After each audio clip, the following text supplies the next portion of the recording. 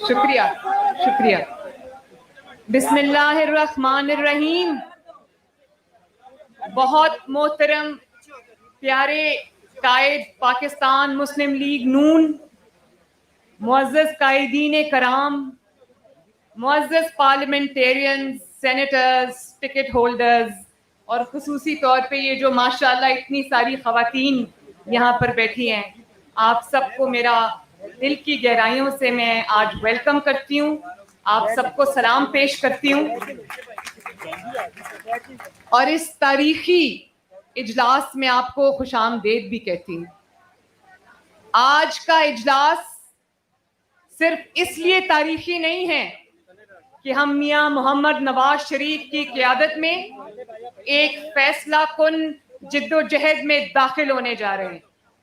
आज का ये इजलास इसलिए भी तारीखी है कि जितने senators, parliamentarians, MNAs, MPAs, ticket holders यहाँ पर बैठे हैं, उन सब ने वफा की एक तारीख रकम की है।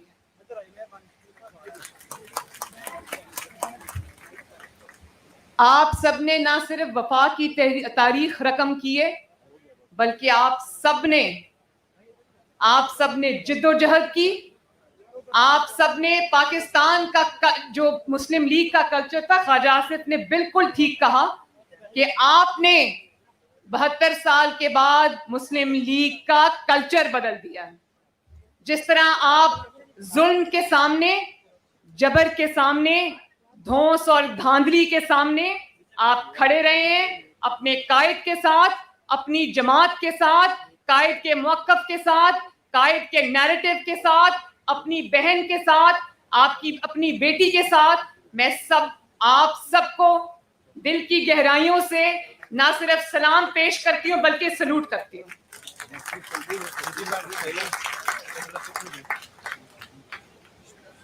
मियां साहब ने जो बयानिया दिया पाकिस्तान में, उसको कहा जाता है कि वो मियां साहब का बयानिया है, और वो जानते हैं ना कि वो बयानिया क्या है। अगर उस बयानिए को सिर्फ एक नारे में समो दिया जाए तो वो है वोट को इज्जत दो। तो फिर मियां साहब तो असेंबली में नहीं है ना, मियां साहब तो ना अहल हैं, मैं भी ना अहल हूं, तो मियां साहब फिर किसका मुकदमा लड़ रहे हैं? कौम से भी ज्यादा कौम के वोट की तर्जुमानी कौन करता है? आप सब करते हैं। तो इससे ज्यादा जो कौम के साथ ज्यादती हुई है, जो वोट की इज्जत और वोट की हुर्मत पामाल हुई है, उसके सबसे बड़े गवाह यहाँ पर ये MNAs, टिकट होल्डर्स और सेनेटर्स बैठे हुए हैं। आपके हलकों में जिस तरह से धांधली हुई, और वो धांधली 3 महीने पहले शुरू हो गई थी, मुझे उसकी तफसील में जाने की जरूरत नहीं है। तो वो जो धांधली आप उसके ऐनी शाहिद हैं, गवाह हैं, और आप ये समझते हैं कि पाकिस्तान की हर बीमारी का इलाज इस एक नारे में, जिसको कहते हैं वोट को इज्जत दो, उसमें छुपा हुआ है। क्योंकि जब वोट को इज्जत नहीं मिलती तो फिर जो लाकर हमारे सरों पे मुसल्लत किए जाते हैं, उसमें यह नहीं देखा जाता कि उसमें लायक कौन है, उसमें कौन जो है वो मुल्क की खिदमत कर सकता है, किसके अंदर इतनी क्वालिटीज हैं।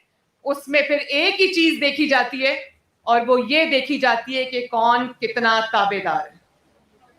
और जब ताबेदारों को लाया जाता है तो आज पाकिस्तान में जो महंगाई है, पाकिस्तान के अंदर जो लाकानूनियत है, पाकिस्तान के अंदर जो इंतकाम है, पाकिस्तान के अंदर जो आईनी और जो शख्सी हकूक जिनके ऊपर बिल्कुल गवर्नमेंट का कंट्रोल है, जो कि सस्पेंड हुए हैं, फिर ये होता है। और जब मियां साहब आपका मुकदमा उठाते हैं, आपकी जंग लड़ते हैं, पाकिस्तान के अवाम की जंग लड़ते हैं, जब वो कहते हैं कि आईन की इज्जत होनी चाहिए, जब वो कहते हैं कि कानून की इज्जत होनी चाहिए, जब वो कहते हैं कि इंतकाम नहीं एहतसाब होना चाहिए, जब वो कहते हैं कि मेरे लोगों की तर्जुमानी होनी चाहिए, वोट के जो बक्से हैं उसके अंदर जिसका वोट डाला जाए उसी के नाम निकला जाए, तो फिर उनके ऊपर गद्दारी के मुकदमे बनते हैं, उनके ऊपर गद्दारी के पर्चे कटते हैं। तो मुझे एक बात बताएं कि कैसा गद्दार है ये, जिसने भारत के 5 एटमी धमाकों के मुकाबले में 6 एटमी धमाके कर दिए। कैसा गद्दार था ये, जिसने आने वाली नस्लों के लिए पाकिस्तान का जो सिक्योरिटी थी, पाकिस्तान का जो डिफेंस था, उसने उसको मजबूत कर दिया। कैसा गद्दार है ये, जिसकी गद्दारी की गवाही चागी के पहाड़ भी देते हैं।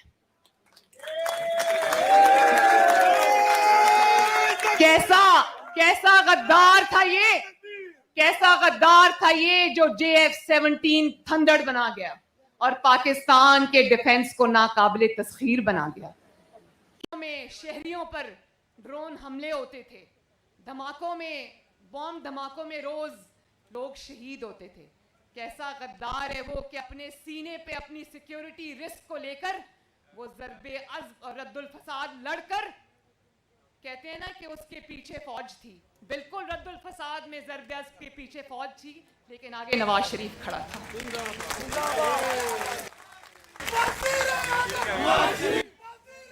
नवाज शरीफ ने ये नहीं कहा, कैसा गद्दार था जो मुल्क में खजाना कमजोर होने के बावजूद उसने फौज को, पाकिस्तान की अफवाज पाकिस्तान को ये नहीं कहा कि इतनी बड़ी बड़ी जंगें हम लड़ने जा रहे हैं, हम आपकी तनख्वाहें नहीं बढ़ा सकते, हम आपको पैसे नहीं दे सकते। उसने अपनी हुकूमत का पेट काट कर पैसे निकाल कर जो है वो दिए उस जंग के लिए और आगे बढ़ के वो जंग लड़ी। कैसा गद्दार है वो, जिसको जब पाकिस्तान मिला तो 20-20 घंटे लोड शेडिंग होती थी, पाकिस्तान को रोशनियां देकर चला गया। कैसा गद्दार था वो। और फिर बड़े अफसोस की बात है, कल इस्लामाबाद हाई कोर्ट से ये हुक्म आया कि इश्तिहारी को इश्तिहारी डिक्लेयर किया जाए और उसके पर्चे जो हैं और इश्तिहार जो हैं वो जगह जगह लगाए जाएं। आप लगाएं इश्तिहार, उसमें बेशक आप नवाज शरीफ का चेहरा डाल दें, लेकिन जब आप गद्दारी का, भगौड़े होने का इश्तिहार लगाएंगे तो लोगों को उसमें जनरल परवेज मुशर्रफ की शक्ल नजर आएगी।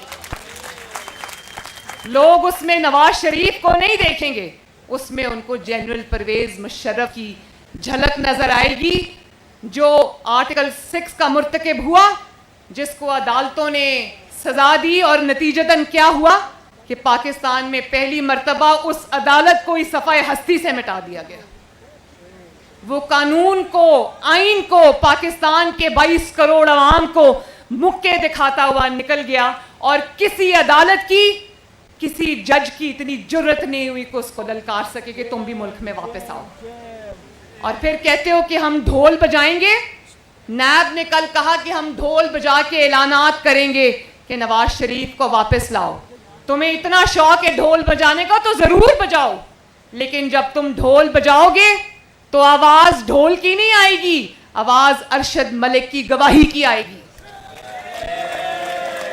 जब तुम ढोल बजाओगे तो ढोल में से जो आवाज आएगी वो शौकत अजीज सदीकी की गवाही की आवाज आएगी। जब तुम ढोल बजाओगे तो आसिम सलीम बाजवा साहब के पिज़्ज़े के कारोबार की आवाज आएगी। जब तुम ढोल बजाओगे तो आवाज आएगी कि किस तरह नवाज शरीफ के खिलाफ साजिशें करते रहे। आवाज आएगी कि नैब को कुछ खास फेस और कुछ खास केस ही क्यों नजर आते हैं।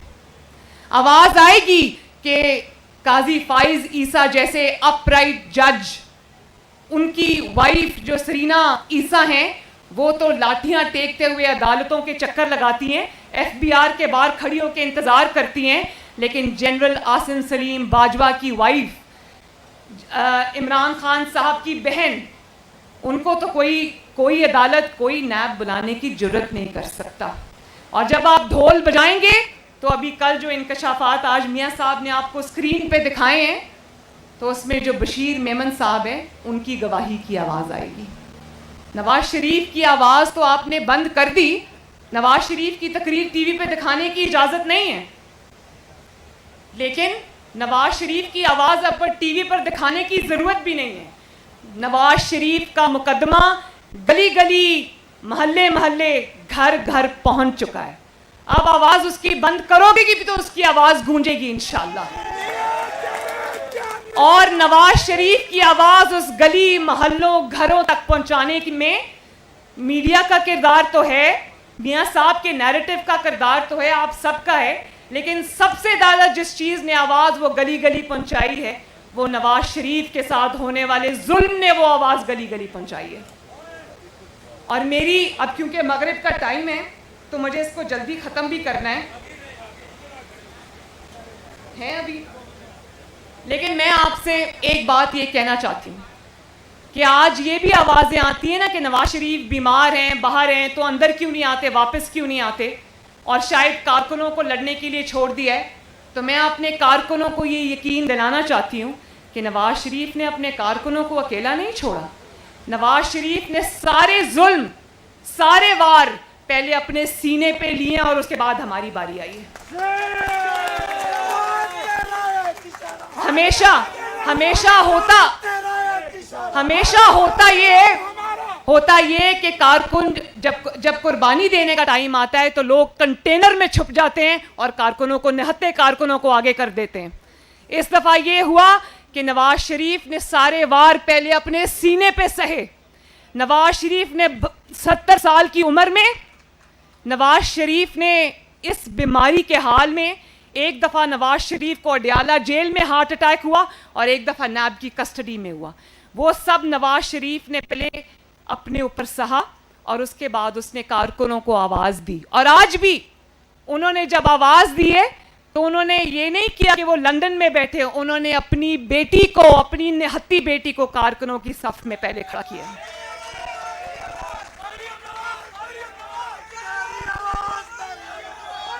और जब कुर्बानी देने का वक्त आएगा तो आप मरियम नवाज शरीफ को सबसे पहले सफ में खड़ा देखेंगे इंशाअल्लाह ताला।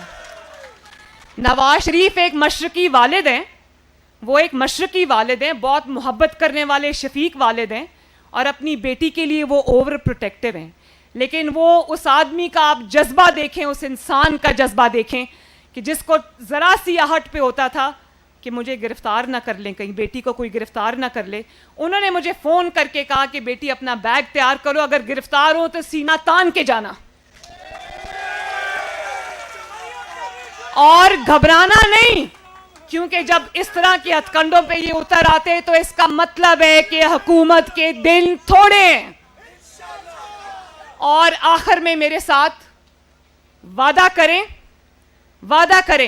कि जब भी नवाज शरीफ पे कोई इम्तहान का वक्त आया, नवाज शरीफ ने कोई तहैया किया तो अल्लाह ताला ने उसकी मदद की, अल्लाह ताला ने अपनी नुसरत उतारी और नवाज शरीफ को फतह याब किया।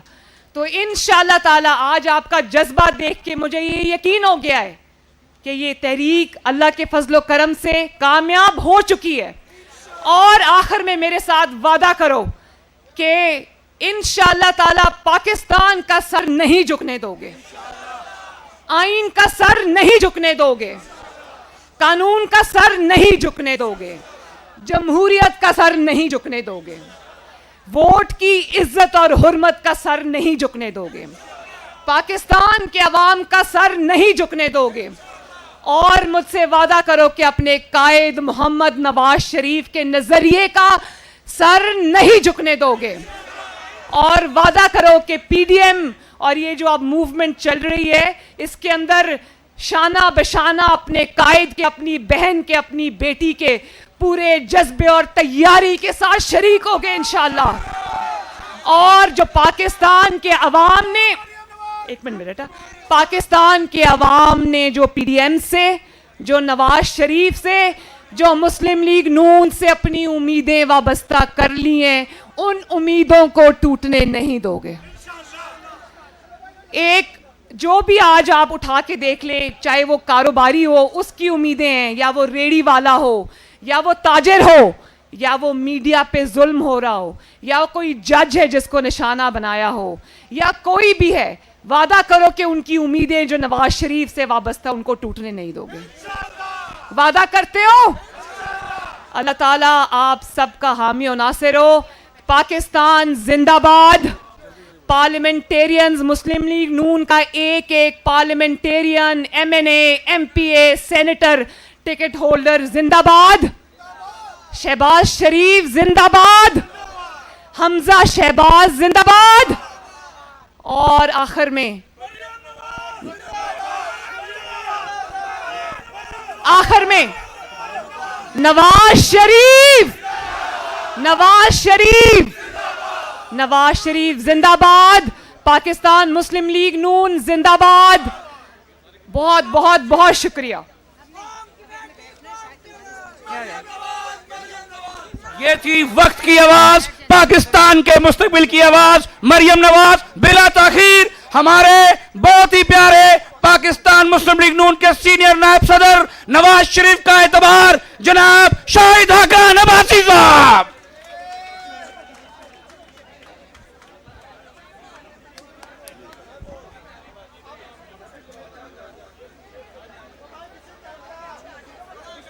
थोड़ा